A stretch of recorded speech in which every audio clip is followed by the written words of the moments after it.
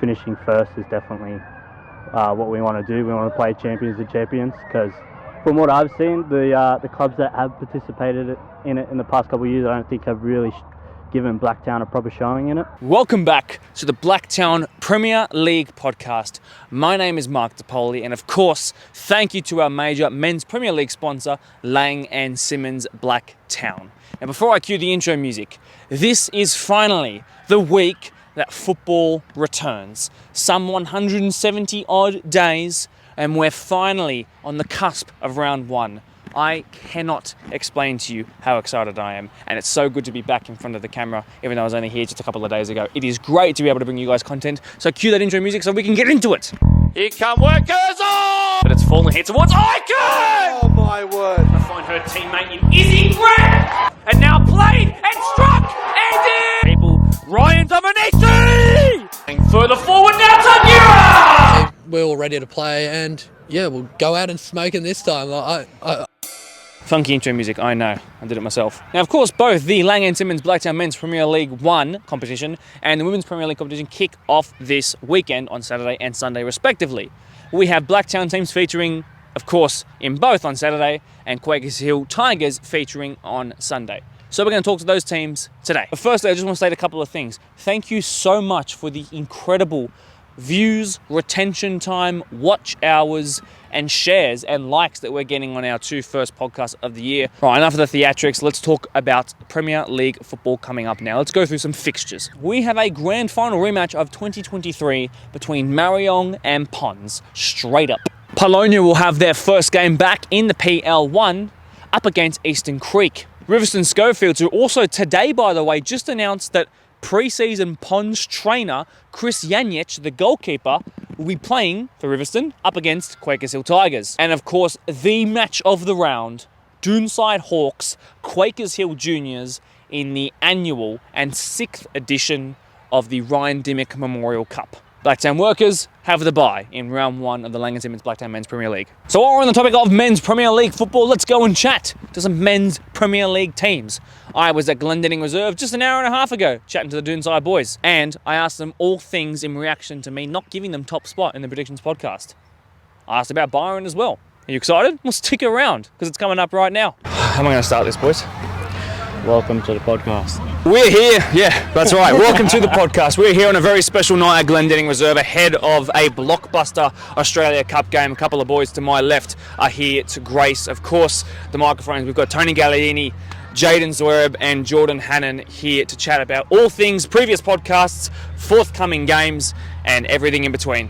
Jaden, I'm going to go straight to you. This is Ryan Dimmick Memorial Cup time. This is the 6th year, over half a decade of celebrating the life of a person who, of course, people at this club, including yourself, love dearly.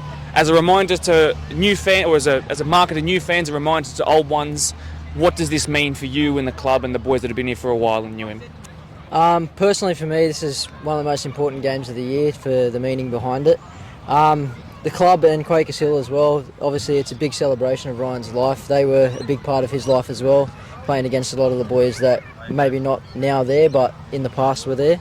And it's just good to have new people involved every year and people you don't see often coming back to celebrate Ryan's life as well. Absolutely, and for round one, for the second year in a row, I'm sure it's going to be very well supported on both ends and a competitive football game. We'll start to talk more about the football now. Jaden, I will stick with you actually. Off the back of captaining the Blacktown All-Stars in the PL1 versus first grade game, off the back of a rigorous pre-season and training regime that went with that, how has Doonies looked? How has everybody looked? And how's the feeling been around this place? It's been good. We're very similar. Not much has changed from last year, which is probably good for us. Not having to adapt to too much. We've brought some young guys up from the 21s and said bye to a couple of guys that are at the back end of their careers. But yeah, we're looking enthusiastic this year. We brought in Byron, obviously. He's going to add a lot for us up front in first grade. But I think we've got a lot of players in the entire squad that can step up and do a job for us this year. Now, before our viewers press the like button, of course, for some more Byron-related content, let's talk about some more things that will bring about some talking points. Tony, I want you to grab that microphone off of your captain. Let's go and throw back a little bit to last week with the predictions podcast that I put out. You put out a comment in response to that on the Facebook that was very well received by players from all clubs, and I think it got the ball rolling in terms of conversations. Let's go into that right now. I said that you would come first because of a lack of depth. You think that that's horse. Tell me why you think I'm wrong. Well, look, I get where you're coming from because you don't get to come down to every game. You don't get to see the reserve grade play like you might get to see them every match that are around. And if that, you'd probably be busy. So we have a squad, especially at Dunside, first grade, reserve grade, 21s. They're so strong, and if there are any injuries or anyone's going away on holidays, not to mention other people, but we've got anyone from reserve grade that can step up and play. Just because they're not starting first grade every week doesn't mean they're not quality. You can only fit 15 players in like including your bench. So, the depth is there. Last year we made grand finals in both grades. Our 21s made semis and just were unlucky at the back end. Had a couple of players that were a bit hurt, couldn't get them there. But we are strong and we haven't changed much. Like Jaden said, we're pretty much got the same squad. We've brought in some great players up from 21s, and Byron, speaks for himself. So, yeah, we're going to be very strong this year, and trust me, we've got plenty of depth in the whole team. Really well said, and thanks for getting involved. I always love to be able to chat with people who watch the podcast and extend on things that happen in the social circles. Jordan, I'll get you to grab that microphone. You're a two-time grand final winner with this club, started in both of those games. Of course, you're a guy who knows exactly what it takes to be at the top and sustain that for a long period of time.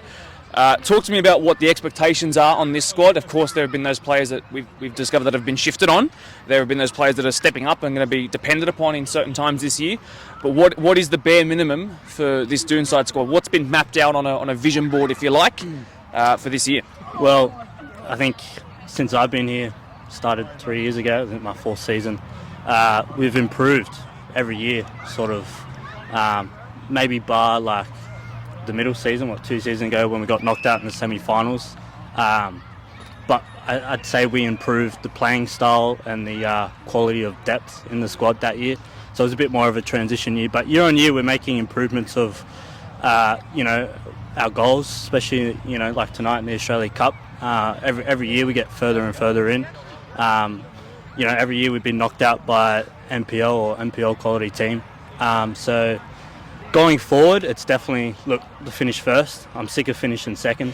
It's the first losers. The grand finals are nice, but, from a footballing purist sort of point of view, finishing first is definitely what we want to do. We want to play champions to champions, because from what I've seen, the clubs that have participated in it in the past couple of years, I don't think have really given Blacktown a proper showing in it.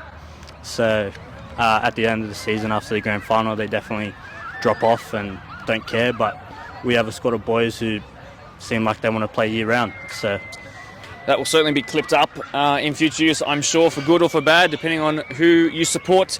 I just want to sort of extend on that now, Jaden, and talk about, again, expectations this year. One thing that has to be talked about is how you integrate Byron into this squad. He is the headline signing, and in my opinion, the headline signing of the league. Something's going to have to change to fit him in, and that means something's going to have to change out of a grand final winning squad. So, what can you reveal to us about what the plan is to get him involved in that first grade space? I think for him in particular, he knows he has to earn his spot as well, as does everybody here. I have to, Geordie has to, Tony has to. Everyone's got to earn their spot in the team. I think different games require different personnel and different sort of plans.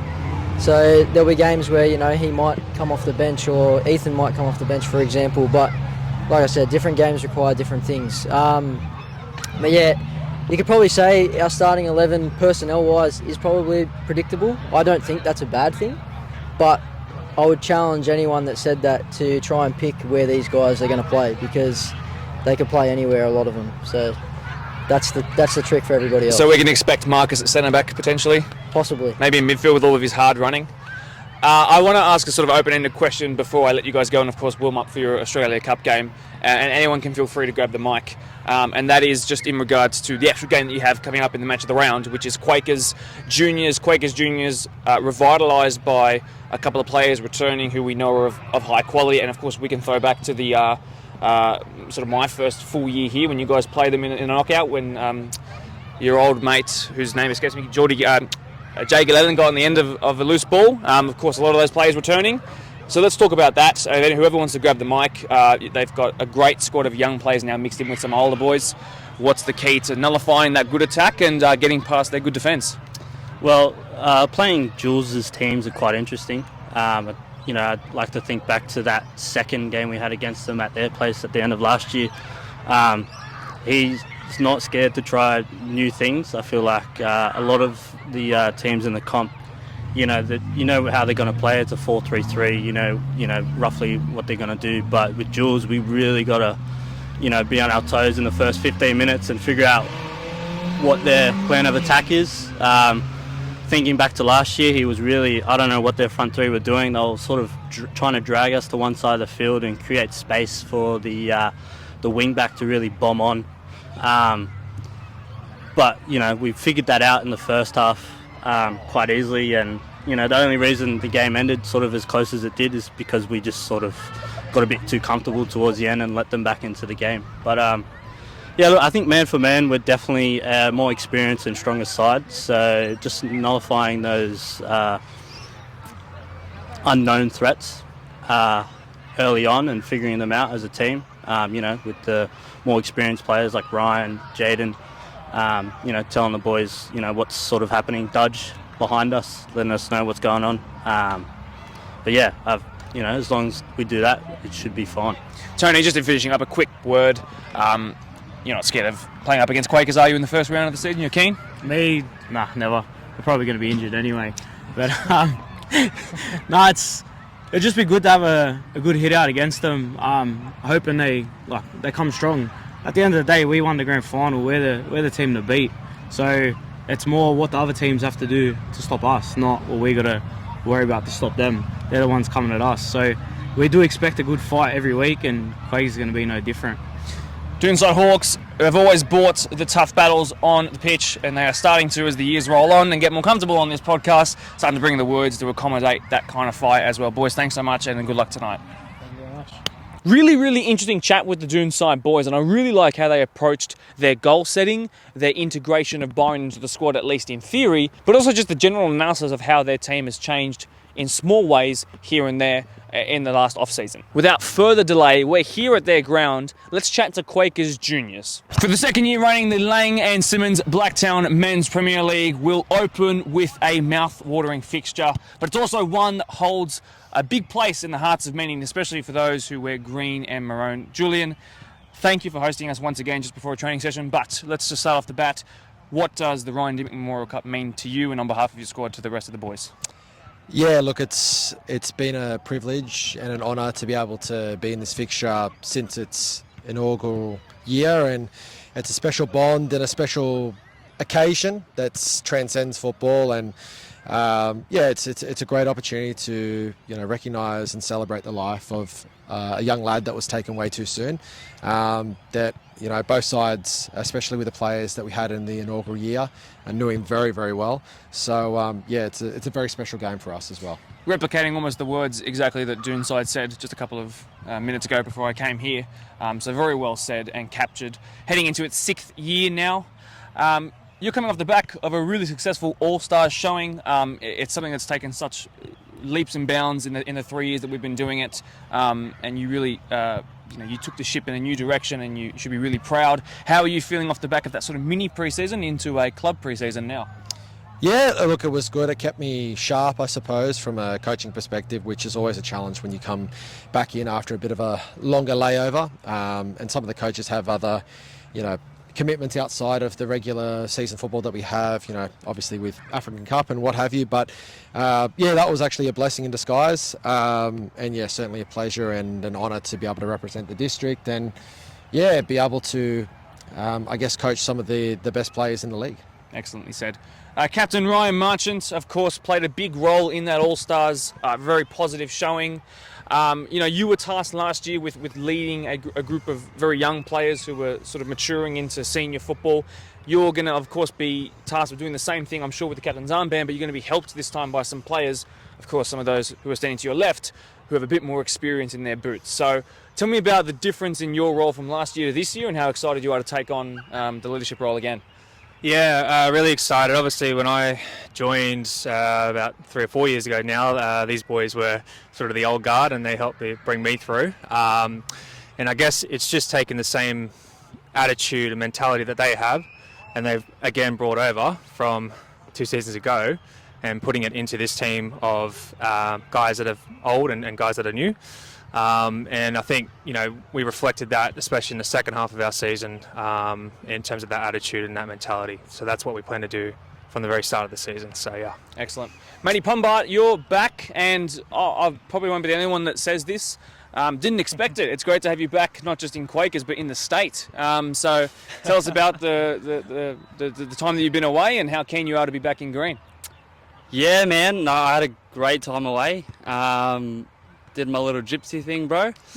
And I'm back, bro. But yeah, it feels great to be back down here. Like a couple of boys that obviously I've played with before, loads of new players, young players mainly as well. But I think the team we have this year with the mix we have, you've got some absolute top quality with a good mix of youth. I think. Yeah, all I can say is not here to take part, here to take over. So, let's go! So I reckon we knuckle into some more hard-hitting questions now, and we've just had a conversation off camera about what the expectations are for this year. But this is a good team last year. It really developed, as I'm going to touch on in my next question to you, Julian. But you guys as senior players and as players that have played in the finals and been close to grand finals, this, that, and the other. The expectations from the competition and myself would be to push Quakers back into those final positions and beyond.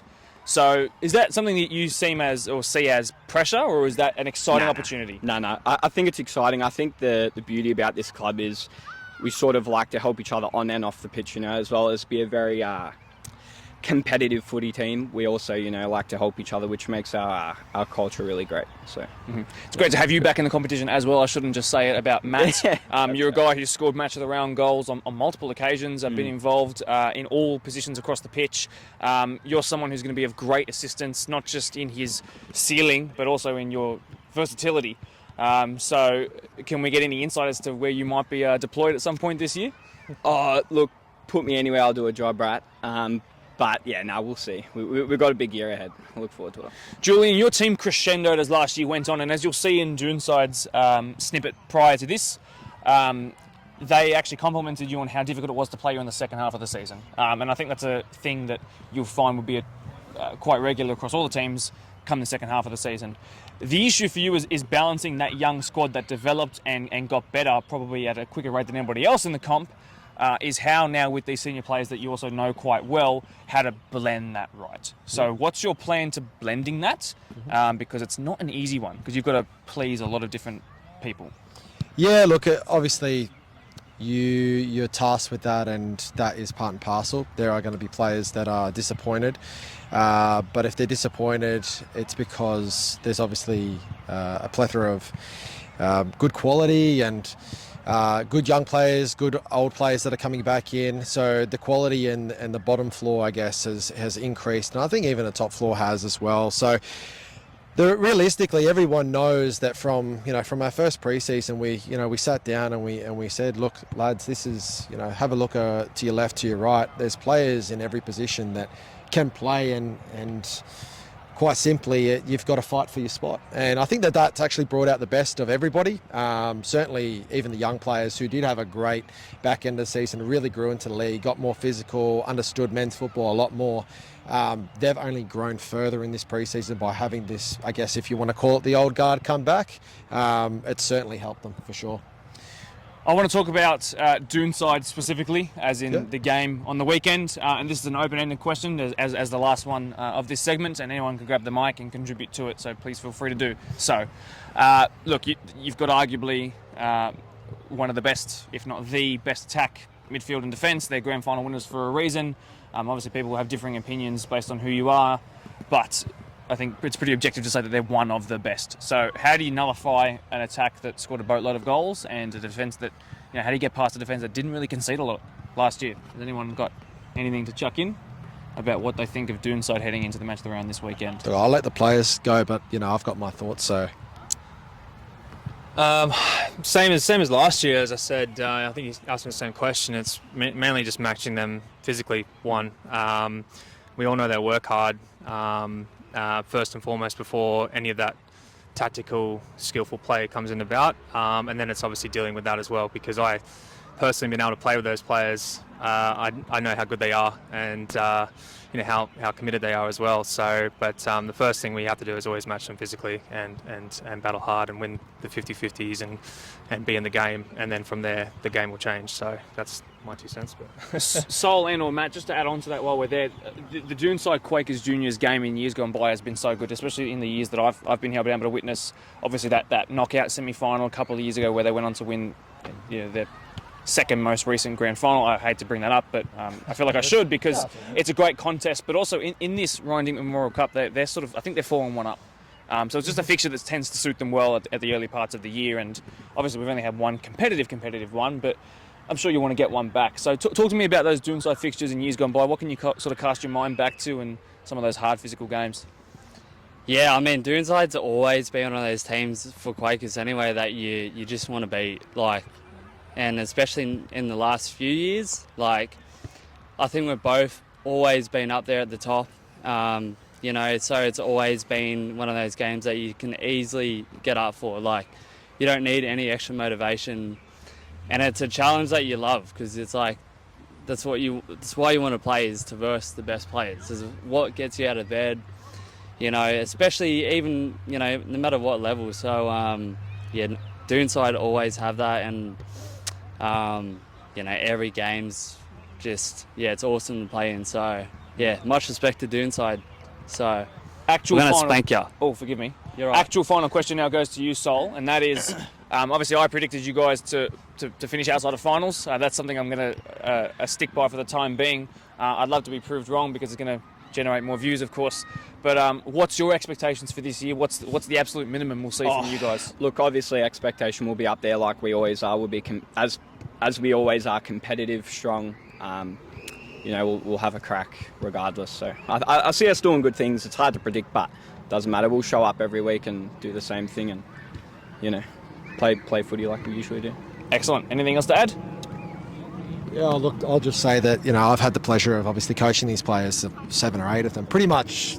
I'd say 75% of their starting 11 on the weekend, which I know can change, and I've got nothing but the utmost respect for them, both on and off the pitch. They're fantastic players and fantastic people, and that's what I think makes this game, whilst it's competitive and everything like that, there's a lot of respect, I think, going both ways, so which is fantastic. And at the end of the day, that's what you want. You want a fair, competitive game, and let the best team on the weekend come out on top and get the 3 points. It is a long-standing rivalry dating back even before it was considered the Ryan Dinkman Memorial Cup. 2 of the historical biggest clubs in the BDSFA going head-to-head is always fun. Guys, thanks so much for joining me. Cheers, and I hope you guys have a great season. Big thank you to Quakers Juniors, and so good to see those boys back. I appreciate them delaying training slightly just so that we could do that podcast. They'll certainly be hoping to get their second ever, from 6 attempts, win in the Ryan Dinkman Memorial Cup.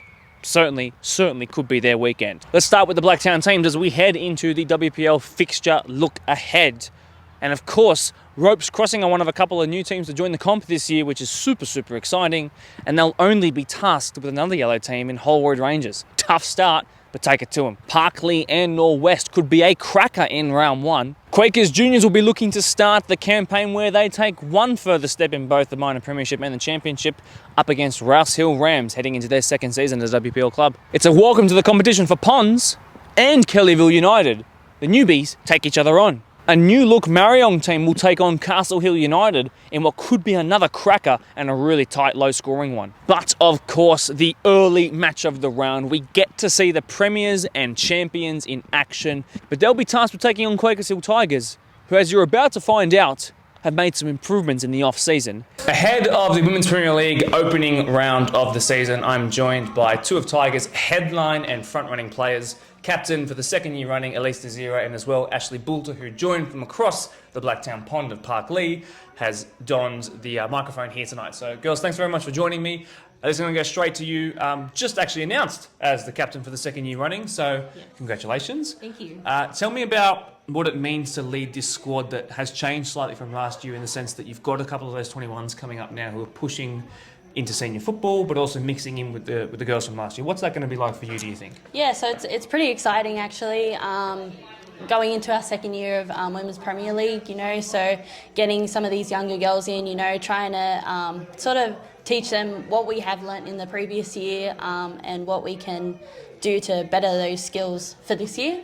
So it's very exciting to see how we go.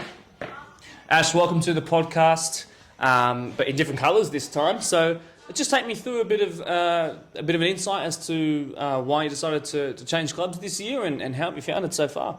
Yeah, so while I did really enjoy my time at Parklee, what I was looking for was just a team that was really closer to my age.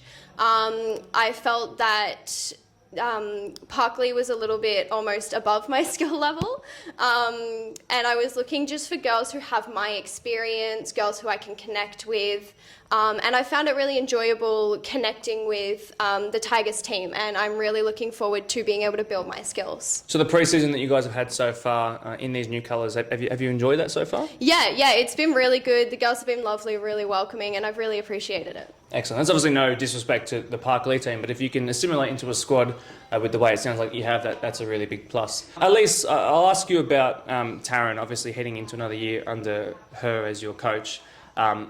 Obviously, given her experience at the top professional level in years gone by and what she's achieved with both the men's and the girls' team since she donned the Tigers colours, it must be an inspiring thing to play under. So, what has she implemented heading into this year, and sort of what can we expect to see off the back of her teachings? Yeah, it's always a privilege learning from Taryn. She's got such amazing skills and knowledge. So going from last year, she's implemented some new strategies to better ourselves. This year, I think we're trying to focus on obviously getting some points on the table this year. So working on those passes and everything to get the ball up, and working as a team to have our stamina through the whole game, and helping each other through it. I think the really good thing is that, and I'll get you to keep the microphone, there are 3 other teams that are joining up this year, and so that means there are going to be 3 teams that are in the same sort of boat as you guys, and they're going to learn the hard way. And that's not to necessarily say that some of those teams might, they might have WSL players join them. Who knows what they'll bring to the table? But there's a really good chance that it'll be baptism of fire, just like it was for you guys, and you have that year of experience. So knowing that that's the case, and again, I think you as the captain, you're best positioned to say this, but does it sort of motivate you that tiny little bit more, knowing that finally it's somebody else that's going to be thrown in the deep end, and that you can really benefit from the experience that you have now? It's very beneficial that we've had that year of experience, and hopefully we'll be able to prove everyone wrong.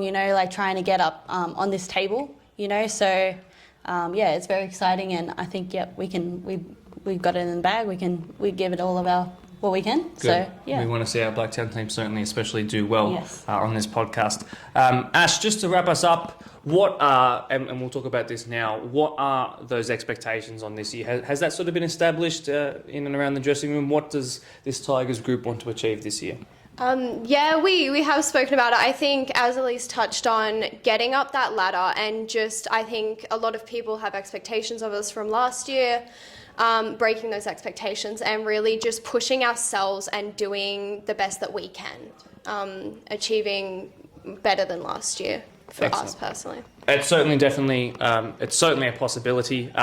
I would love to see you guys move your way up the table, and I'd love to see all of those predictions, for example, from last week go absolutely out the door, because it would be great to have a competition that is completely unexpected.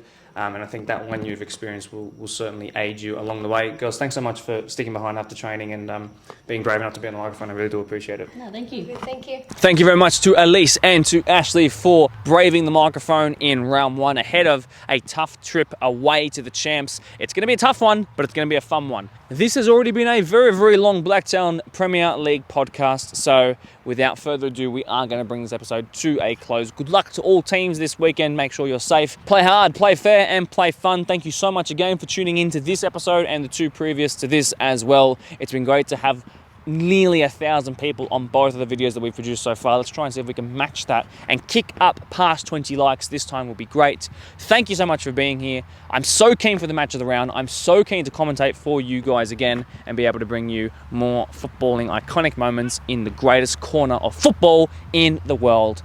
Love to you all, and cue the outro music. It's falling here towards Icon! Oh my word. And now played and struck and in! Further forward now, Tagura! Ryan Dominici! Wants a second goal. Isabel Greb should have a second goal!